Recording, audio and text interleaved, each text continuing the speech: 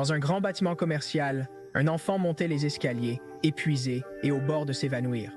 Il a dû grimper 28 étages et se demande pourquoi personne ne lui a dit. S'il le savait, il n'aurait pas accepté la livraison. Il sonne pour annoncer l'arrivée. Une femme en colère répondit, renifla et lui demanda pourquoi cela avait pris autant de temps, le laissant perplexe. Elle lui a arraché le sac, disant qu'il avait pris trop de temps et n'obtiendrait aucun pourboire. Il a montré l'ascenseur, disant qu'il avait monté 28 étages, mais elle était plus préoccupée par la nourriture froide. Assis en colère, il pensa qu'on ne pouvait pas compter sur les livreurs. Il voulait lui dire de bouger son cul paresseux, mais il n'a rien dit quand elle lui a claqué la porte. Le pauvre gars s'excusa, se rappelant de rester calme, car il recevait tellement de commentaires négatifs qu'il ne pourrait plus livrer. Malheureusement, il doit redescendre les 27 étages jusqu'à sa moto, pensant que c'est sa faute et se sentant comme un perdant. Quelque chose attira son attention. Il vit l'entrée d'un donjon. Des portails permettent d'entrer dans d'autres royaumes. Ces royaumes sont remplis de créatures, et cette menace est trop puissante pour les humains. Jusqu'à ce qu'un jour, les dieux choisissent des humains et leur donnent des capacités extraordinaires. Ces élus s'aventureront dans le donjon et seront appelés chasseurs par le reste du monde. Mais pour lui, voir une entrée était une mauvaise nouvelle, car il devait faire un détour jusqu'à un autre scène parce que ça serait dangereux d'y entrer. Soudain, son patron appelle, le gronde et demande ce qui s'est passé lors de la dernière livraison. Le patron lui dit d'arrêter d'avoir des ennuis et qu'il avait beaucoup à gérer. La commande reportée était pour une personne importante, donc il ne recevra aucune demande pendant une semaine. Il voulait dire quelque chose, mais son patron avait déjà raccroché. Dans les commentaires de l'application, il vit que la femme du 28e étage avait jeté la nourriture dans les toilettes, disant qu'elle était vieille et froide. Il voulait appeler son patron pour expliquer, mais fut ignoré. Le gamin est foutu. Il est déjà en retard sur son loyer cette semaine. En regardant la porte, il se demandait pourquoi il ne pouvait pas être l'un des élus et vivre la vie paisible de chasseur. Épuisé, il voulait juste rentrer chez lui et se calmer, jusqu'à ce que son téléphone sonne, annonçant une demande de livraison.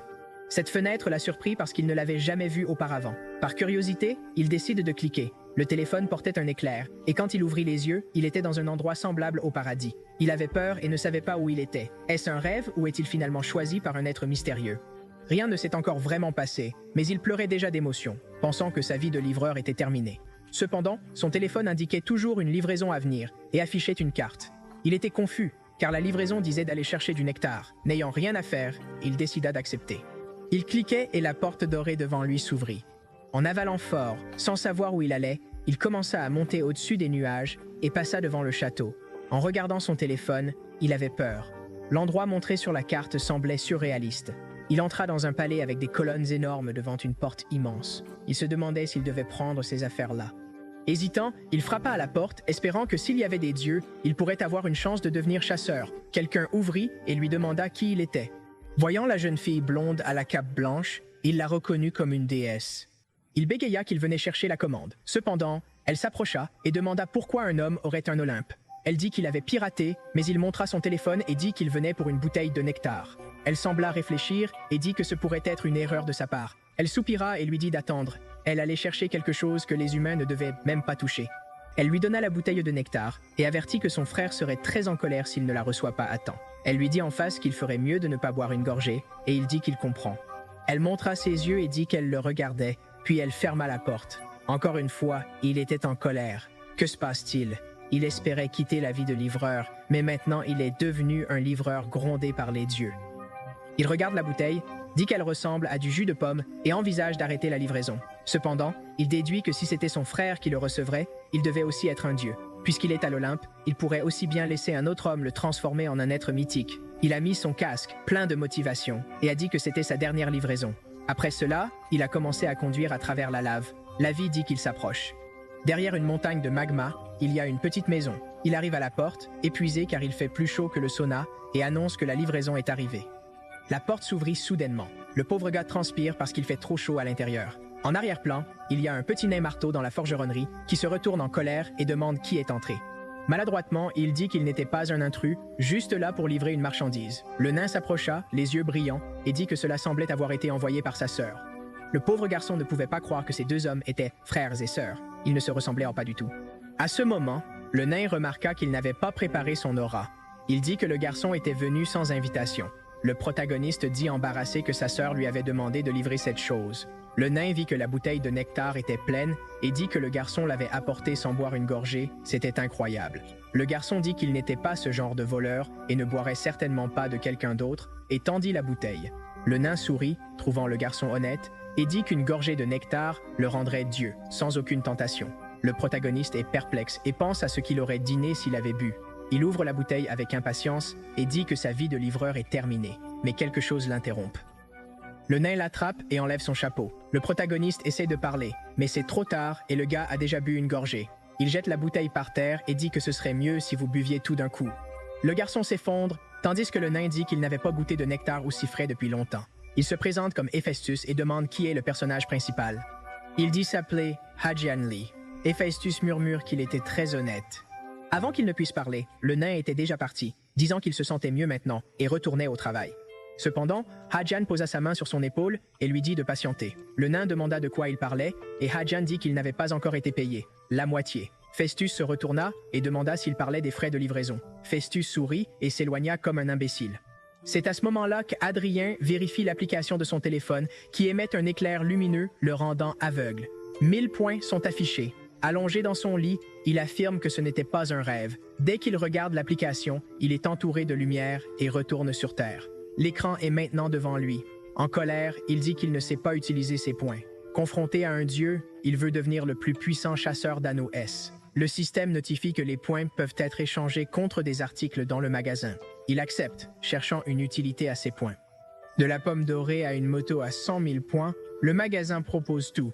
En colère, il trouve tout trop cher et inutile. Il défile à la recherche de quelque chose à utiliser pour le chasseur. Mais il réalise que ça ne sert à rien. Il ne pourra pas vivre cette vie intéressante sans quelque chose d'attrayant. 1 centime vaut environ 10 $. Si c'est vrai, il a gagné 10 000 livres juste pour cette livraison. Il décide de toucher.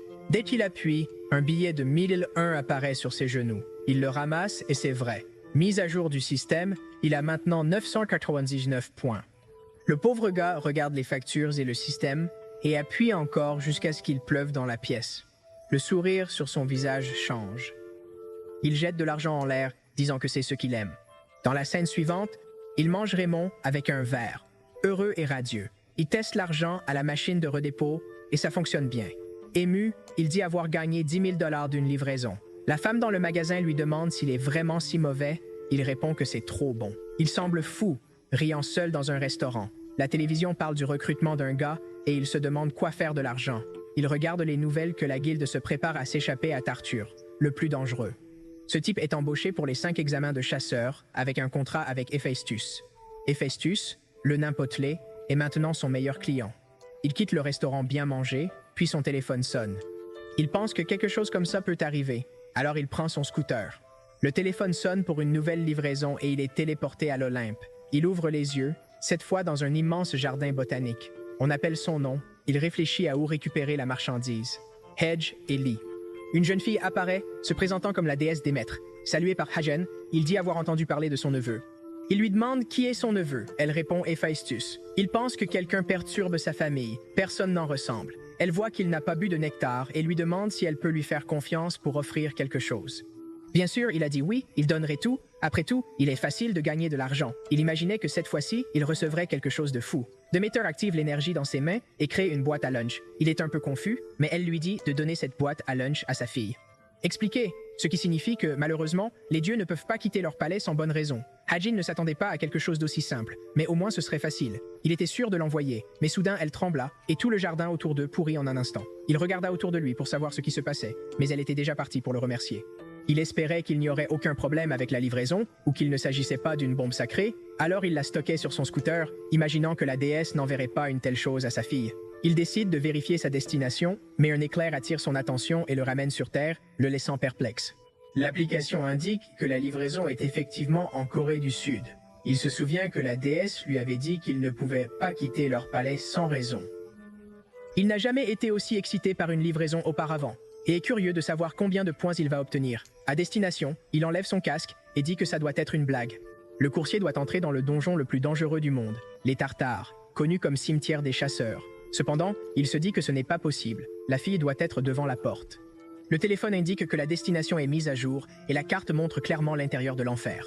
Il crie que c'est impossible pour lui d'entrer et décide d'annuler la commande, mais sous la limite d'1 heure, il serait puni divinement s'il annule. Une minuterie apparaît, il a 42 minutes, sinon il se transformera en cochon avec conscience humaine. Quel genre de châtiment est-ce? Il aurait dû vérifier les informations, mais tout cela n'a pas de sens. Il ne peut pas passer les gardes à la porte. Le psychopathe pense à tous les aliments faits avec du porc. La fenêtre du système réapparaît et dit qu'il peut vérifier le magasin. Avec ces points, il commence à prévoir d'embaucher des chasseurs. Dans la boutique, une réplique du casque Kinney de Hayes cache la présence du porteur pendant 30 minutes. L'offre semble être juste un moyen de consommer tous ces points, mais comme il se transformerait en pâte, il achète le casque, jurant de ne plus accepter d'autres emplois. Le casque apparaît, mais il s'éloigne quand il essaie de le saisir. Quel imbécile! Maintenant, il a 38 minutes pour livrer. Il passait facilement devant les gardes qui n'avaient pas remarqué sa présence, simplement éternuant à cause du vent froid. Il s'est dirigé vers la porte, effrayé parce que c'est l'un des endroits les plus effrayants au monde, mais il n'y a pas d'autre choix, poursuit-il. Harkin Lee, un livreur de 20 ans, sans licence de chasseur, sans contrat mythique, sans pouvoir surnaturel ou capacité physique, est désespéré contre tout. Il est devenu le premier homme à atteindre le plus profond de l'enfer. Regardant autour de lui, il dit qu'il n'y a personne, mais au moins il y arrivera bientôt et ne se transformera pas en cochon. Il a commencé à crier que la livraison était arrivée. Dans l'obscurité, un loup à 3 têtes le regardait. Le pauvre gars est effrayé et ne sait pas ce que c'est. La bête salivait prête à le mordre. Sans super pouvoir, il pense qu'il vaudrait mieux se transformer en cochon. La créature s'approche face à face. Il savait que c'était sa fin. Dan a dépensé tout son argent pour ce casque, et maintenant, il est à la merci du monstre. Il se souvint que le casque avait 2 fonctions. Quand le monstre le réactive, il attaque mais maintenant l'a sous ses dents. Personne ne dit à la bête de ne pas manger, trop tard. Le monstre s'arrête un instant. Ajin ouvre les yeux, pas mort, et voit une petite fille. Il se demande pourquoi un enfant est dans la partie la plus profonde de l'enfer. Elle caresse gracieusement la bête en disant que le chien ne mord pas. Le pauvre gars découvre qu'elle ressemble exactement à sa mère Dimitri. Quand quelqu'un demande où est Perséphone, il dit qu'il a une livraison. Un homme pâle est apparu et a dit qu'elle semblait être allée jouer avec Cerberus. Ensuite, l'homme voit le personnage principal et demande comment les immortels ont eu le courage d'entrer dans le monde souterrain de Hayes. Embarrassé, le protagoniste essaie d'expliquer, mais déjà effrayé, apprend qu'il s'agit du roi du monde souterrain. Hadès dit qu'il était le premier humain à y arriver depuis longtemps, depuis qu'Orphée et Laura ont encerclé Agin et lui ont pressé le cou. Ce pauvre gars ne pouvait pas respirer ni parler. Hadès dit que Orphée est allé là-bas pour sauver sa femme morte, mais le garçon est venu lui voler son casque. Dès qu'il lui a attrapé la main, il a remarqué qu'il s'agissait d'une fausse version. Perséphone dit qu'il devrait d'abord écouter ce que le garçon a à dire. Après cela, Hayes lâcha Harkin qui toussait. Il lui demande pourquoi il est entré dans son domaine. Il a lutté pour parler, expliquant qu'il était là pour livrer une livraison. Hayes se demandait si c'était une livraison pour lui, le dieu des enfers. Le protagoniste dit que ce n'est pas le cas et qu'il apporte ce que sa femme a envoyé pour leur fille. Ils sont perplexes. Hadès se demande pourquoi ce n'est pas Hermès qui livre. Tremblant, Harkin dit qu'il ne sait pas pourquoi, mais c'est ce qu'on lui a dit d'apporter. Perséphone reconnut la boîte à lunch qui avait été livrée. Hayes a demandé à Harkin s'il n'avait pas dit que sa femme lui avait demandé de l'apporter. Le pauvre gars dit oui, elle lui a demandé de l'apporter à sa fille. Perséphone explique que sa belle-mère est ici. La jeune fille rayonnante dit qu'il faisait chaud quand elle est arrivée, et Adrien se demande si les 2 hommes sont un couple. Il pointa du doigt Hades, disant qu'il était trop dégoûtant et trop vieux pour être Whoopsie, se couvrant la bouche, réalisant qu'il parlait de pensée. Mais Hades l'entendit clairement et lui dit de répéter ces mots au roi des sous-terres. Le protagoniste commence à bavarder et s'excuse, tremblant. Hadès le regarde et rit. Le personnage principal est confus. Hadès dit qu'il n'aurait jamais pensé qu'un humain oserait l'insulter. Il demande le nom de Hagen et Hagen répond en tremblant. Hadès avertit qu'il pardonnerait cette impolitesse. Cependant, s'il fait quelque chose à nouveau, il suffit de pointer une main, et Adrien est entouré d'énergie, très conscient de ce à quoi s'attendre, et Hadès dit que le paiement a été livré et qu'il peut en remercier sa belle-mère. La fenêtre clignota immédiatement, et cette fois, il obtient 10 000 points, plus 5 000 points supplémentaires du dieu des enfers. Hadès a même rendu le casque, disant qu'il pouvait garder le bibelot. Adrien, tremblant, le remercie avec un sourire sur le visage. La scène devient une personne épuisée face à un dragon. Il est prêt à se battre. Il est le capitaine de la première équipe et un vieux chasseur de combat. Il donne une série de coups au dragon, mais le dragon se venge de sa poitrine avec ses griffes. Cependant, un autre homme attaque par derrière avec un couteau halo, et le dragon remarque. Mais l'attaque a atterri, et le dragon a monté dans le ciel dans la douleur, puis a échoué. L'épéiste s'est approché de l'ancien, félicitant pour avoir conquis les 4 premiers de l'enfer. Il s'appelle Sanjan Park, président de la guilde et numéro 3 mondial. Tout le monde là-bas célébrait, car c'était un jour spécial. Leur Sanhédrin avait atteint la partie la plus profonde de l'enfer, mais tous sont épuisés. Sangjan remercie Doyen en disant que tout est à lui. Doyen a dit émotionnellement qu'il n'était pas si bon. Tout le monde s'embrassa et promit de rester ensemble pour toujours. Sangjan lui dit de tolérer les dragons, elle est classée 17e au monde, et dit qu'elle comprend. Le patron dit qu'elle veut rassembler beaucoup de pierres, mais pas de précipitation. Néanmoins, elle avait un sentiment. Elle monta sur le dragon pour avertir que quelque chose arrivait vite. L'équipe regarde le vide, ils sont épuisés, et il est difficile de se défendre. Soundrin dit à tout le monde de se préparer, et Erin dit que c'est presque là. Le leader avertit que si les choses deviennent difficiles, tout le monde devrait fuir et essayer de stopper le monstre, mais les gars disent émotivement qu'ils vont le combattre jusqu'au bout du monde. Il sourit, mais Irène prévient que cela arrive maintenant.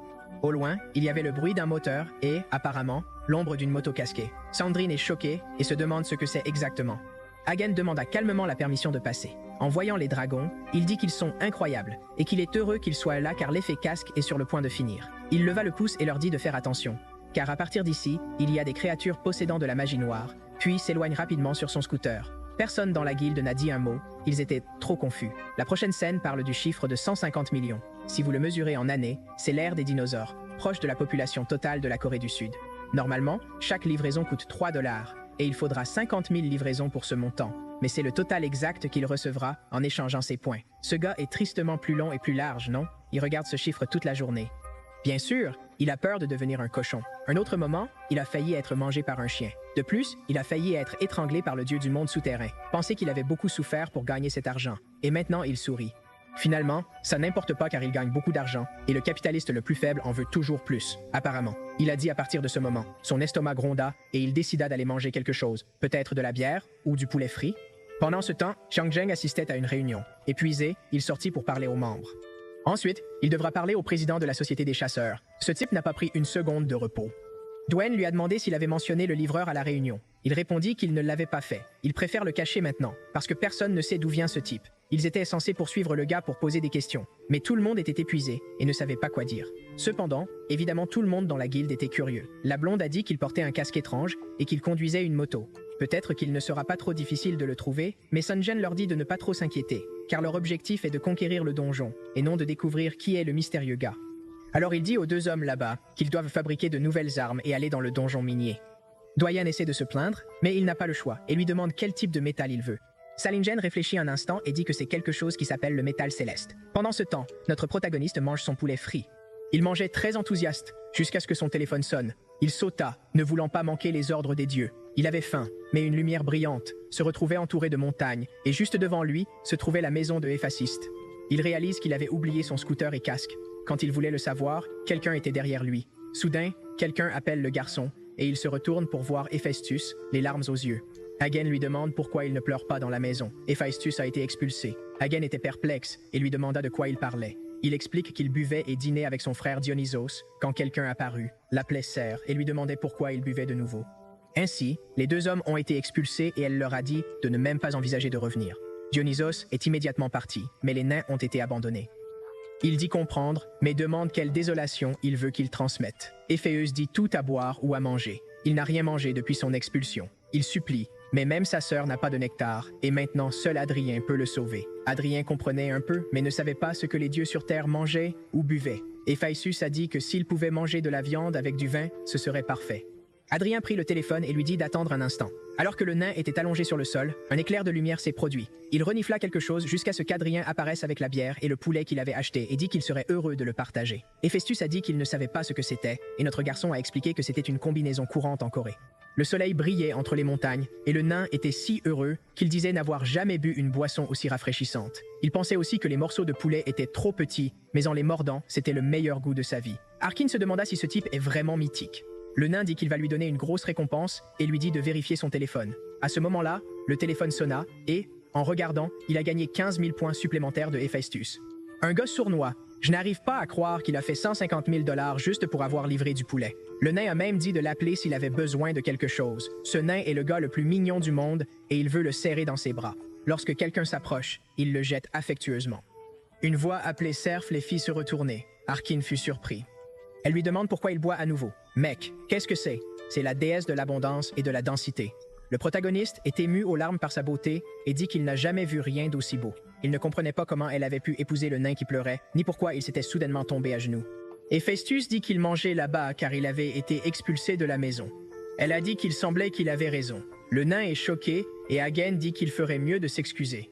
Elle appelle alors Hagen par son prénom et se présente comme Aphrodite. Elle est la véritable déesse de l'amour et porte un si grand bonheur. Elle s'est excusée et Hagen dit qu'il n'y avait pas de problème avec cela et qu'il était là car il était embauché. En entendant cela, le nain lui demande s'il pouvait envoyer quelque chose. Il ne sait pas quoi dire, un menteur dit qu'il semble être honnête. Il est très motivé et il dit qu'ils peuvent compter sur lui parce qu'il est le livreur des dieux. Les nains appréciaient le message, mais en réalité, Adrien voulait transmettre quelque chose pour Aphrodite, n'est-ce pas? Le gnome lui dit d'aller chercher des matériaux nécessaires à la forge. L'emplacement est dans sa ville, et ce qu'il cherche aussi est du métal célestial. L'instant suivant, il était déjà monté sur son scooter et se demandait si c'était le bon endroit. Encore une fois devant la porte, mais cette fois pour faire face à ses idées d'égout. Son cœur battait plus vite. Il ne croit pas qu'il est entré dans un autre donjon. Voyant la position, il découvrit que c'était l'esprit. Il réfléchit et dit à Héphaïstus qu'il ne pouvait pas le faire, expliquant qu'il a failli mourir la dernière fois dans le donjon. Le nain demanda pourquoi, il répondit qu'il n'était pas chasseur et ne pouvait pas se battre. Il avait un casque qui cachait son existence, mais maintenant cassé. Héphaïstus dit que s'il s'agissait d'un casque cassé, il le réparerait. Enthousiasmé, il se leva, disant qu'il pouvait réparer n'importe quel trésor mythique. Arkin retourna dans le donjon avec son casque restauré. Encore une fois, nous avons franchi la porte, mais dès que nous y sommes entrés, cela a commencé et il était perplexe. Il savait que le donjon était populaire, mais c'était ridicule. Il pensait que le problème était le monstre, mais maintenant, il se rend compte qu'il devait pénétrer profondément dans cet endroit pour trouver quoi que ce soit. Pendant ce temps, les anciens étaient là pour manger paisiblement. Après 30 minutes de conduite, ils trouvaient finalement un endroit vide. Le seul problème était que le terrain était horrible et que son scooter tremblait partout. Au moins, il a commencé à voir des minéraux sur les murs. Mais ce qu'il avait besoin de trouver, c'était du métal céleste, un morceau de minerai brillant avec une lumière rouge, sans savoir jusqu'où il devait aller. Quand il tourna, un énorme squelette passe devant lui. Il était effrayé, mais continuait à accélérer parce qu'il était encore invisible. Cependant, il a écrasé la carrosserie de son scooter. Le squelette remarque quelque chose, mais est perplexe, car il ne voit rien. La seule mauvaise chose est que son scooter est en panne maintenant. Il s'arrêta un instant et sourit, pensant qu'il avait de l'argent pour l'illimité. Cela dit, il continuait à marcher plus profondément dans la grotte, jusqu'à ce que, sur un tas de rochers, il aperçoive la mine du ciel. Il s'approcha, enlève son casque, sourit et dit qu'il l'a enfin trouvé. La question est de savoir comment il va le sortir. Il tire d'un côté, donne un coup de pied de l'autre, mais abandonne. Qu'est-ce qu'il va faire maintenant? Le système l'a sauvé et lui a dit de visiter le magasin. Il y a peut-être quelque chose d'utile. Dès qu'il l'a ouvert, il a vu un projet recommandé de 4700 points. C'est une pioche d'explorateur qui peut être minée parfaitement, mais seulement une fois. Mais ce foutu point coûte 47 millions. Il se souvient qu'à l'entrée, on peut emprunter une pioche pour 10 000 livres. Il est parti, disant qu'il ne dépenserait pas d'argent ici. D'une certaine façon, le problème est qu'en regardant son scooter, il n'est clairement pas dans son meilleur état. Sachant que peut-être quand tu reviendras, la meilleure chose à faire serait de prendre des risques. Il a déjà dépensé 4700 et l'a jeté entre ses mains. Il n'avait alors qu'à calculer sa vitesse et à frapper le minerai avec la pioche, directement sur le sommet du minerai. Elle se sépare magiquement de la roche et la pioche se désintègre. Le minerai descend de la montagne et il court après lui comme un imbécile. Il a soulevé cette chose du sol, elle était très lourde. Pendant qu'il luttait, il réussit à le jeter sur son scooter, espérant que ce serait plus facile s'il pouvait aller directement à l'Olympe. Mais alors, une pierre apparut derrière lui. N'ayant pas de casque, il avait peur. La créature rugissait et secouait toute la grotte. Dans une autre partie de la grotte, les anciens combattent des squelettes. En entendant le rugissement, il se demandait ce que c'était. Il sent quelque chose approcher de l'obscurité, prêt à combattre. Hagen a accéléré et lui a dit de s'écarter. L'ancien le reconnaît comme le gars de l'enfer, mais le personnage principal passe simplement et lui dit de s'enfuir s'il tient à sa vie. Il ne pouvait rien dire, le gaz était parti. Une voix se fit entendre derrière lui. En se retournant, l'ogre se dirigeait vers lui. Il a couru désespérément, disant qu'il voulait un tour. La scène change à Harkin criant qu'il est presque mort à nouveau. Héphaïstus dit qu'il est bon pour les livraisons rapides, mais notre garçon maudit, disant qu'il aurait dû le prévenir que c'était si dangereux. Le nain avait l'air confus et dit qu'il n'y avait rien de dangereux ici. Le protagoniste essaie d'expliquer que ce rocher est immense. Le nain semblait confus et dit qu'il allait chercher. Il a apporté des blocs rouges et jeta cette énorme pierre pour montrer à Héphaïstus l'énorme chose demandée. Le nain, choqué, demanda de quelle abomination il s'agissait. Les deux hommes se regardèrent. Les Haïtiens lui dirent d'arrêter de faire semblant parce que c'était la médaille du paradis qu'il voulait. Héphaïstus tenta d'expliquer que ce n'était pas ce qu'il voulait dire et souleva la pierre, disant qu'il n'avait jamais entendu parler d'une médaille céleste aussi grande et pure. Les Haïtiens étaient déroutés. Le nain dit d'attendre et montra une petite pierre, disant que c'était la plus grosse qu'il ait vue avant. Il dit que le protagoniste mérite plus que ce qu'il est payé. Les Haïtiens sont choqués et le nain est excité par sa pierre. Il aurait dû gagner 20 000 points pour la livraison, mais il gagnait 30 000 points supplémentaires pour la taille de la pierre. Il a déjà reçu un demi-million de dollars, étourdi. Le nain dit qu'il devait payer plus, sinon il devra venir chercher le reste. Harkin tombe par terre, il le remercie du fond du cœur. Le nain lui dit de se lever, mais le garçon ne peut pas. Ses jambes veulent exprimer leur gratitude. La presse a publié que le tremblement de terre s'est produit dans la mine Seweri. Seongen demande à Doyen s'il va vraiment bien. Il a accepté, mais la mine serait fermée un moment. Sanjan a demandé ce qui se passait. Il a répondu qu'un énorme mannequin est là-bas et que le gardien de l'enfer est revenu. Les golems semblent le poursuivre. Sanjan pense à recruter. Le vieil homme a dit qu'il pouvait le retrouver. Il se rappelle du vélo et de la plaque d'immatriculation et il a un enregistrement du lieu. Le chef le remercie et dit que ce serait bien d'amener cette personne dans la guilde. Il est heureux que le gars n'ait pas été blessé et qu'il s'occupera des choses maintenant. Radiant le remercie et dit qu'il le suivra jusqu'au bout du monde. Salingen demande s'il a reçu une médaille céleste, puis il se taise. Hagen voit 75 000 points à l'écran, sourit comme un imbécile. Avec une demi-million, il pense à une nouvelle maison. Même pour un bon chasseur, il gagne beaucoup. Le seul problème, il survit par chance. Il cherche dans le magasin, mais tout est inutile et coûteux. L'arme la moins chère vaut 1 million de dollars. Ce sont toutes des répliques, elles ne dureront pas longtemps. Il pourrait arrêter d'essayer de battre le monstre jusqu'à ce que quelque chose attire son attention. Combinaison de course de qualité. Augmente les capacités physiques selon le niveau, mais coûte 50 000 points. Il est en colère que le système ne recommande pas ces bonnes choses. Il ne sait pas à quel point cela marche, et 50 000 points, c'est cher. Il décide de l'acheter comme investissement. Ainsi, il pourra envoyer plus de livraisons. Il l'a acheté. Un éclair de lumière, le costume est là. Il n'y a pas de retour. Il reste 25 000 points. Le garçon l'a porté. Il est étrange, un peu inconfortable, mais on dirait rien. De plus, pas de chauffage. Il décide de le tester pendant que les anciens sont désolés dans la ville. Il cherche le garçon, mais même avec la plaque, pas d'adresse. Parce que ce type n'a rien fait d'illégal, la police n'a rien sur lui. Il criait tout seul et ne savait pas comment trouver ce salaud. Le protagoniste s'arrête pour dire que la lumière est verte.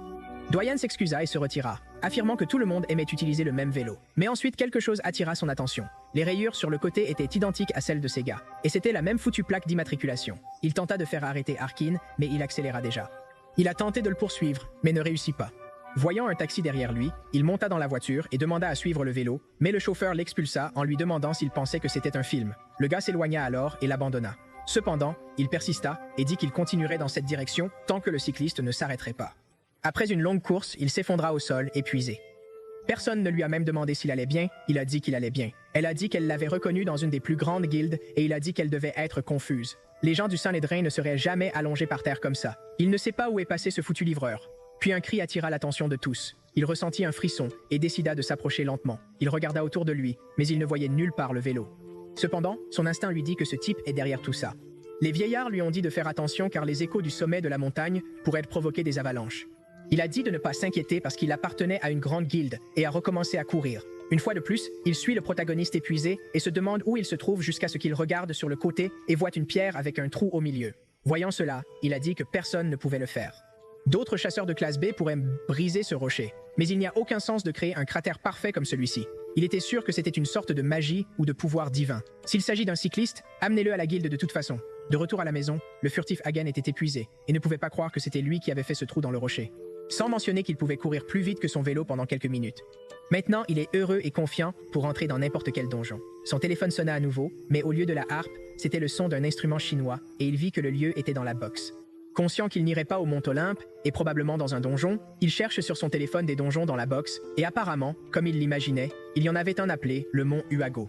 C'est une livraison illimitée, donc il va attendre que son costume soit rechargé avant de le faire. Ce qu'il ne se rend pas compte, c'est qu'il est suivi. La blonde de la guilde le regardait.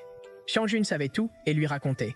Il a dit que s'ils dispersèrent les chasseurs dans la région, ils le trouveraient sûrement. Salingen a dit que c'était impossible parce qu'il n'avait pas de photo de l'homme, mais le jour, et lui a dit de se détendre.